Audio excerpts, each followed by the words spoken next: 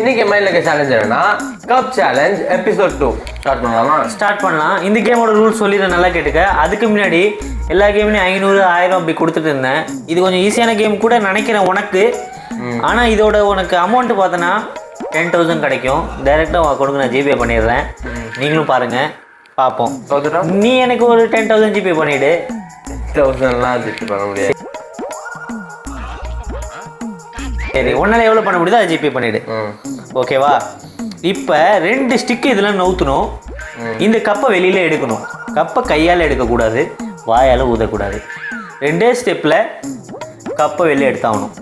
அதுக்கு மேலே stick use பண்ணக்கூடாது. 2 ஸ்டிக்கு நீ எடுக்கணும். ஆக மொத்தம் டோட்டலாக. ஸ்டார்ட்.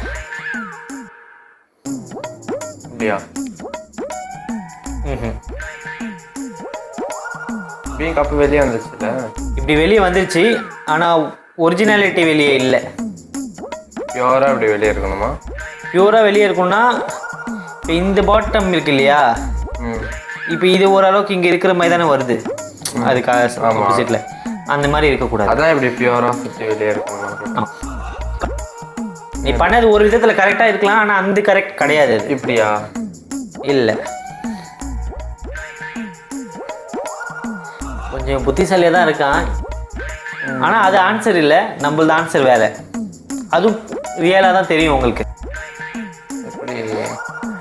10,000 சமீர்.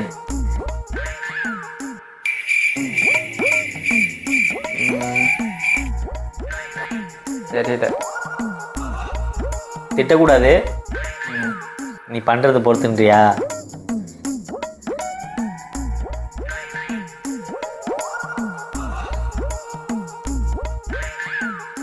இந்த இதுக்குள்ளே இருந்து இதை எடுத்துட்டேன்.